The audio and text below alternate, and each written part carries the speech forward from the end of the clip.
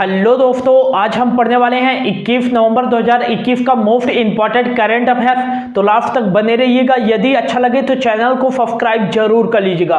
तो चलिए स्टार्ट करते हैं। आज का पहला क्वेश्चन है, हाल ही में स्वच्छता सर्वेक्षण 2021 के अनुसार कौन सा भारतीय शहर लगातार 5वीं बार भारत का सबसे स्वच्छ शहर बन गया है? तो इसका राइट आंसर हो जाएगा, हाल ही में इंदौर स्वच्छता सर्वेक्षण 2021 के अनुसार भारत का सबसे स्वच्छ शहर बन गया है। और इस स्वच्छता सर्वेक्षण 2021 में टोटल 4320 शहरों ने भाग लिया था, जिसमें भारत का जो सबसे स्वच्छ शहर बना है 5वीं बार, वो बना है इंदौर, टॉप पे है। और दूसरे नंबर पर भारत का जो सबसे स्वच्छ शहर बना है वो बना है सूरत, जो कि कहाँ स्थित है? गुजरात में स्थित है। और तीसरे नंबर का भारत का जो सबसे स्वच्छ शहर बना है वो बना है विजयवाड़ा, जो कि कहाँ स्थित है? आंध्र प्रदेश में स्थित है। नेक्स्ट याद रखिएगा कि स्वच्छता सर्वेक्षण 2021 में भारत का सबसे स्वच्छ राज्य कौन सा बना है? तो स्वच्छता सर्वेक्षण 2021 में भारत का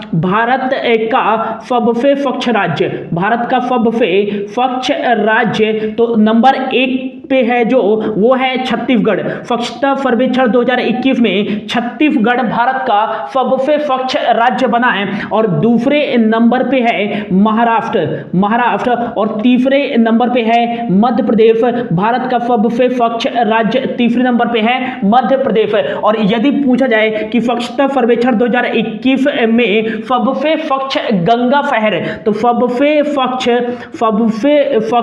गंगा शहर स्वच्छता सर्वेक्षण 2021 में, तो इसमें पहले नंबर पे है वाराणसी पहले नंबर पे है। और वाराणसी से याद रखिएगा कि प्रधानमंत्री नरेंद्र मोदी जी का जो चुनाव क्षेत्र है ये वाराणसी ही है। और दूसरे नंबर का स्वच्छता सर्वेक्षण 2021 में सबसे स्वच्छ जो गंगा शहर है वो है मुंगेर, जो कि कहाँ स्थित है? तो ये बिहार में स्थित है। और तीसरे नंबर पे है पटना। और यदि पूछा जाए कि स्वच्छता सर्वेक्षण 2021 में 1 लाख से कम आबादी वाले में सबसे स्वच्छ शहर कौन सा है? तो 1 लाख से कम आबादी वाले में भारत का जो सबसे स्वच्छ शहर है उसमें पहले नंबर पे है बीटा, जो कि कहाँ स्थित है? तो ये महाराष्ट्र में स्थित है। और दूसरे नंबर पे है लोनावाला और तीसरे नंबर पे है फफबाड़ा। तो इतना याद रखिएगा। और यदि पूछा जाए कि स्वच्छ भारत मिशन की शुरुआत कब की गई थी, तो स्वच्छ भारत मिशन की शुरुआत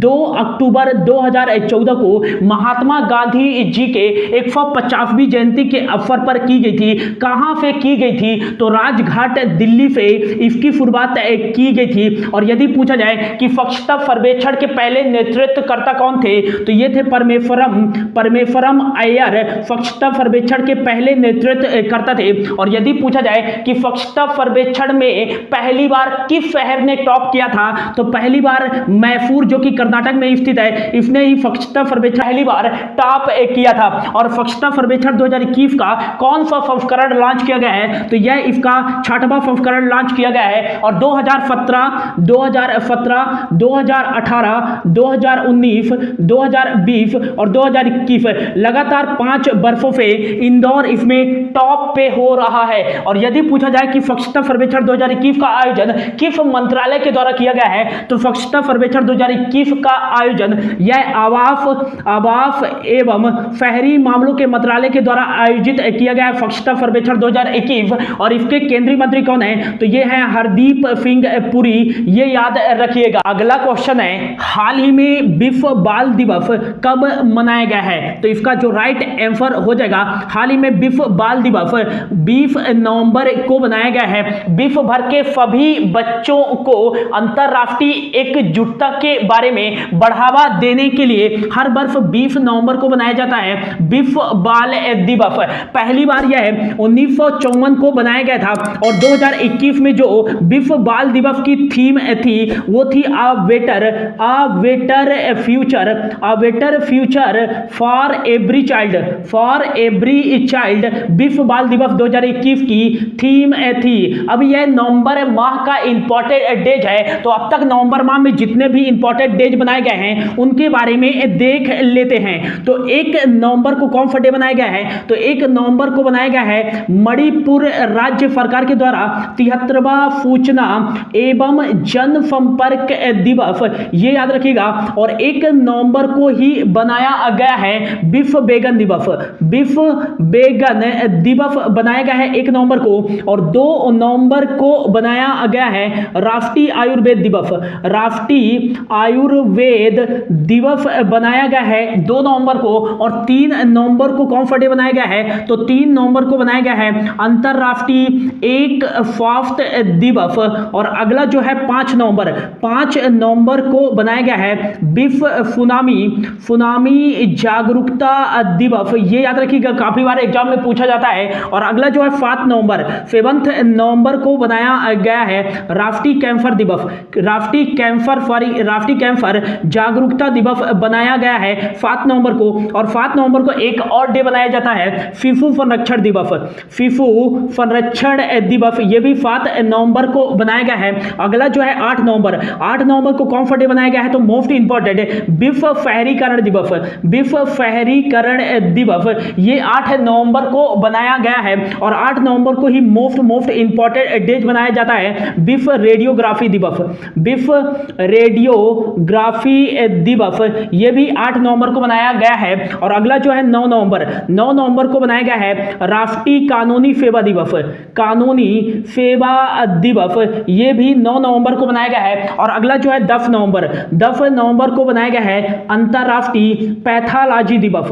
अंतरराष्ट्रीय पैथोलॉजी दिवस। और यह अंतरराष्ट्रीय पैथोलॉजी दिवस हर वर्ष नवंबर माह के दूसरे बुधवार को बनाया जाता है, जो कि 2021 में 10 नवंबर को बनाया गया है अंतरराष्ट्रीय पैथोलॉजी दिवस। और अगला जो है 11 नवंबर को बनाया गया है राष्ट्रीय शिक्षा दिवस। यह राष्ट्रीय शिक्षा दिवस भारत के पहले जो केंद्रीय शिक्षा मंत्री थे मौलाना अबुल कलाम जी के जयंती के अवसर पर हर वर्ष 11 नवंबर को बनाया जाता है राष्ट्रीय शिक्षा दिवस। 11 नवंबर को ही बनाया गया है विश्व गुणवत्ता दिवस। विश्व गुणवत्ता दिवस। और अगला जो है 11 नवंबर को ही बनाया गया है विश्व उपयोगिता दिवस। विश्व उपयोगिता दिवस, यह विश्व गुणवत्ता दिवस एवं विश्व उपयोगिता दिवस दोनों डेज नवंबर माह के दूसरे गुरुवार को बनाए जाते हैं, जो कि इस वर्ष 11 नवंबर को बनाया गया है। अगला जो है 12 नवंबर को कौन सा डे बनाया गया है? तो 12 नवंबर को बनाया गया है लोक सेवा प्रसारण दिवस बनाया गया है। 12 नवंबर को ही मोस्ट इंपॉर्टेंट डेज बनाया गया है कौन सा? विश्व निमोनिया दिवस। विश्व निमोनिया दिवस यह 12 नवंबर को ही बनाया गया है। अगला है 13 नवंबर को कौन सा डे बनाया गया है? तो 13 नवंबर को बनाया गया है विश्व दयालुता दिवस। विश्व दयालुता दिवस वर्ल्ड काइंडनेस डे के रूप में जाना जाता है। और अगला है 14 नवंबर को मोस्ट इंपॉर्टेंट डेज बनाया गया है विश्व डायबिटीज दिवस। विश्व डायबिटीज दिवस। और 14 नवंबर को ही बनाया गया है बाल दिवस। ये याद रखिएगा।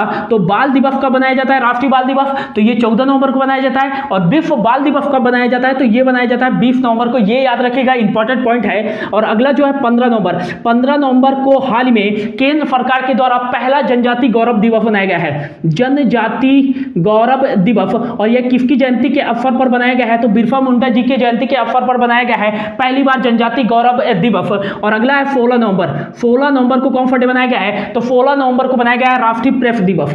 राष्ट्रीय प्रेस दिवस यह 16 नवंबर को बनाया गया है। अगला जो है 17 नवंबर को कौन सा डे बनाया गया है? तो 17 नवंबर को बनाया गया है अंतरराष्ट्रीय छात्र दिवस। अंतरराष्ट्रीय छात्र दिवस। और राष्ट्रीय मिर्गी दिवस। और एक याद रखिएगा कि वर्ल्ड प्री मैच्योरिटी डे मतलब विश्व समय पूर्वता दिवस। यह तीनों डेज 17 नवंबर को बनाए गए हैं। और अगला जो है 18 नवंबर को कौन सा डे बनाया गया है? तो 18 नवंबर को बनाया गया है राष्ट्रीय प्राकृतिक उपचार या चिकित्सा दिवस यह 18 नवंबर को बनाया गया है। और 19 नवंबर को मोस्ट इंपॉर्टेंट डेज ये याद रखिएगा कि 19 नवंबर को बनाया गया है अंतरराष्ट्रीय पुरुष दिवस। और 19 नवंबर को ही बनाया गया है विश्व शौचालय दिवस। और 19 नवंबर को ही बनाया गया है महिला उद्यमी दिवस, ये याद रखिएगा। और 19 नवंबर को ही बनाया गया है इंदिरा गांधी जी जो भारत की पहली महिला प्रधानमंत्री थी, उनकी जयंती के अवसर पर राष्ट्रीय एकता दिवस 19 नवंबर को ही बनाया गया है। तो ये याद रखिएगा कि 19 नवंबर को 4 मोस्ट इंपॉर्टेंट डेट बनाए गए थे। अब 20 नवंबर को बनाया गया है विश्व बाल दिवस। तो ये था नवंबर माह का इंपॉर्टेंट डेज। बढ़ते हैं अगले क्वेश्चन की ओर। अगला क्वेश्चन है, हाल ही में भारत की पहली 3D नेत्र शल्य चिकित्सा सुविधा केंद्र का उद्घाटन किस राज्य में किया गया है? तो इसका राइट आंसर हो जाएगा, हाल ही में भारत की पहली 3D नेत्र शल्य चिकित्सा सुविधा केंद्र का उद्घाटन तमिलनाडु राज्य की जो राजधानी है चेन्नई में किया गया है। भारत की पहली 3D नेत्र शल्य चिकित्सा सुविधा केंद्र का उद्घाटन। और इस सुविधा के अंतर्गत तमिलनाडु राज्य सरकार ने 2021 में 65,000 मोतियाबिंद की सर्जरी करने का लक्ष्य रखा है। और यह भारत का पहला 3D नेत्र शल्य चिकित्सा सुविधा केंद्र है। चेन्नई को भारत की स्वास्थ्य राजधानी के रूप में भी जाना जाता है। तमिलनाडु राज्य में उद्घाटन किया गया है। तो तमिलनाडु की इंडिया के मैप पे लोकेशन देखोगे तो यहां पास स्थित है तमिलनाडु, जिसकी उत्तरी सीमा जो लगती है वो आंध्र प्रदेश के साथ लगती है। और इसकी जो पश्चिमी सीमा लगती है वो लगती है केरल के साथ और कर्नाटक के साथ लगती है। और इसकी जो पूर्वी सीमा लगती है वो लगती है बे ऑफ बंगाल के साथ। और इसकी जो दक्षिणी सीमा लगती है वो लगती है इंडियन ओशन के साथ। और नेक्स्ट याद रखिएगा कि तो जो तमिलनाडु का DLR नंबर है वो है 383918। मतलब तमिलनाडु में 38 तो डिस्ट्रिक्ट है, 39 लोकसभा की सीटें हैं और 18 राज्यसभा की सीटें हैं। यहाँ का जो विधान मंडल वो है एक सदनी, केवल यहाँ विधानसभा की सीटें हैं और विधानसभा की यहाँ 234 सीटें हैं। और तमिलनाडु के जो मुख्यमंत्री हैं वो हैं MK स्टालिन। और यहाँ के जो गवर्नर हाल ही में नए नियुक्त किए गए हैं वो बने हैं RN रवि, ये याद रखिएगा। और तमिलनाडु में ही स्थित है कौन सा? Indira Gandhi national park. और दूसरा जो स्थित है वो है मुकुर्ती नेशनल पार्क। और तीसरा जो है वो है मुदुमलाई नेशनल पार्क। और जो चौथा है वो है gulf of Mannar national park. और नेक्स्ट याद रखिएगा पांचवा यहाँ यही स्थित है पलानी हिल्स नेशनल पार्क। ये सभी नेशनल पार्क है तमिलनाडु में ही स्थित है। और नेक्स्ट याद रखिएगा कि सत्यमंगलम टाइगर रिजर्व कहाँ स्थित है? तो ये तमिलनाडु में ही स्थित है। और नेक्स्ट याद रखिएगा कि भारतनाट्यम यह किस राज्य का शास्त्रीय नृत्य है? तो तमिलनाडु राज्य का ही शास्त्रीय नृत्य है। और नेक्स्ट याद रखिएगा कि भारत का जो पहला डुगोंग मतलब समुद्री गाय संरक्षण रिजर्व बनाया जाएगा, ये तमिलनाडु के तट पर ही स्थापित किया जाएगा। और हाल ही में तमिलनाडु के कलमकारी पेंटिंग को GI टैग दिया गया है। और हाल ही में तमिलनाडु के कन्याकुमारी के लॉन्ग को भी क्या दिया गया है? GI टैग दिया गया है। तो इतना तमिलनाडु से याद रखिएगा। अगला क्वेश्चन है, हाल ही में WFP के साथ समझौता करने वाला पहला भारतीय पूर्वोत्तर राज्य कौन सा बन गया है? तो इसका राइट आंसर हो जाएगा मेघालय हाल ही में वर्ल्ड फूड प्रोग्राम के साथ समझौता करने वाला भारत का पहला पूर्वोत्तर राज्य बन गया है। मेघालय ने क्यों वर्ल्ड फूड प्रोग्राम के साथ समझौता किया है? तो राज्य में सार्वजनिक वितरण प्रणाली को मजबूत करने के लिए मेघालय राज्य ने वर्ल्ड फूड प्रोग्राम विश्व खाद्य कार्यक्रम के साथ समझौता किया है। मेघालय ने किया है। तो इंडिया के मैप पे यहां पास दिखेगा आपको मेघालय, जिसकी जो उत्तरी सीमा और पूर्वी सीमा ये दोनों असम के साथ लगती है, और इसकी जो पश्चिमी सीमा और दक्षिणी सीमा ये दोनों बांग्लादेश के साथ लगती है। और नेक्स्ट याद रखिएगा कि यहाँ का जो DLR नंबर है वो है 110201, मतलब 11 यहाँ डिस्ट्रिक्ट है, 2 लोकसभा की सीटें और 1 राज्यसभा की सीटें हैं। नेक्स्ट यहाँ का जो विधान मंडल है वो है 1 सदनी, केवल यहाँ 60 विधानसभा की सीटें हैं। और यहाँ के मुख्यमंत्री कौन है? तो कॉनराड सगमा यहाँ के मुख्यमंत्री हैं। और यहाँ के गवर्नर कौन है? तो यहाँ के गवर्नर हैं सत्यपाल मलिक, और यहाँ की राजधानी है शिलांग, ये याद रखिएगा। और वर्ल्ड फूड प्रोग्राम के साथ समझौता किया है, तो वर्ल्ड फूड प्रोग्राम, इसे याद रखिएगा कि इसकी स्थापना 19 दिसंबर 1961 को की गई थी रोम इटली में। रोम इटली में इसका हेड क्वार्टर है। और डेविड बेफली इसके जो है अध्यक्ष हैं। और 2020 में वर्ल्ड फूड प्रोग्राम को नोबेल पीस प्राइज से भी सम्मानित किया जा चुका है। और ये विश्व का सबसे बड़ा मानवीय संगठन है, ये भी याद रखिएगा, वर्ल्ड फूड प्रोग्राम। अगला क्वेश्चन है, हाल ही में प्रकाशित लाल फलाम किसके द्वारा लिखित पहला उपन्यास है? तो इसका जो राइट आंसर हो जाएगा स्मृति जुबिन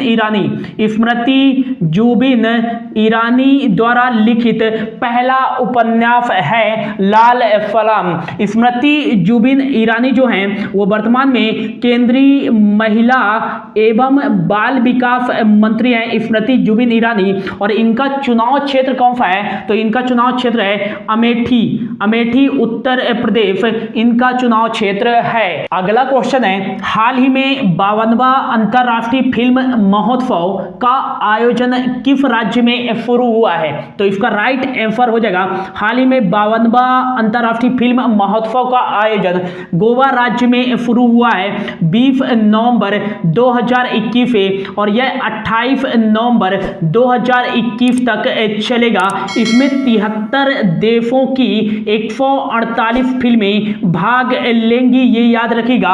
अब गोवा में इसका आयोजन शुरू हुआ है, तो इंडिया के मैप पे यहां पास आपको दिखेगा गोवा, और गोवा की जो उत्तरी सीमा लगती है वो महाराष्ट्र के साथ लगती है, और इसकी जो पूर्वी और दक्षिणी सीमा लगती है ये कर्नाटक के साथ लगती है, और इसकी जो पश्चिमी सीमा लगती है वो अरेबियन सी के साथ लगती है। गोवा का जो DLR नंबर है वो है 221, मतलब 2 यहाँ डिस्ट्रिक्ट है, 2 लोकसभा की सीटें और 1 राज्यसभा की सीटें हैं। और यहाँ का जो विधान मंडल है वो है 1 सदनी, केवल यहाँ विधानसभा की सीटें हैं। और कितनी सीटें हैं? तो 40 सीटें हैं। यहाँ के मुख्यमंत्री कौन है? तो यहाँ के मुख्यमंत्री हैं प्रमोद सावंत।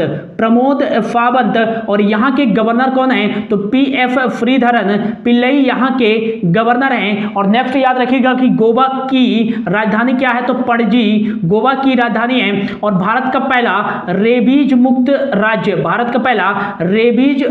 राज्य कौन सा है? तो ये गोवा ही है। और सामान्य नागरिक संहिता वाला भारत का पहला राज्य कौन सा है? तो ये गोवा ही है, ये याद रखिएगा। अगला और जो आज का हमारा लास्ट क्वेश्चन है, हाल ही में किस राज्य ने राज्य बाल नीति 2021 लॉन्च किया है? तो इसका राइट आंसर हो जाएगा, हाल ही में तमिलनाडु राज्य सरकार ने राज्य बाल नीति 2021 को लॉन्च किया है। इस नीति के अंतर्गत राज्य के जो भी बच्चे हैं उनकी शिक्षा, स्वास्थ्य और देखभाल भी शामिल है। और इसके तहत एक जो मेन पॉइंट है याद रखिएगा कि इस नीति के तहत तमिलनाडु राज्य सरकार ने एक DNA आधारित फॉरेंसिक टूल लॉन्च किया है। ये टूल होता क्या है? तो इस टूल के माध्यम से जो भी बच्चे खो गए हैं उन बच्चे को उनके माता पिता से मिलाया जा सकता है, उनको खोज करके DNA फॉरेंसिक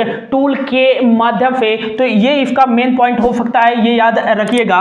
तो आज का था ये करंट अफेयर्स मोस्ट इंपॉर्टेंट दोस्तों। तो होप आपको अच्छा लगा होगा। यदि अच्छा लगा होगा तो प्लीज चैनल को सब्सक्राइब जरूर कर लीजिएगा। Thank you so much for your watching.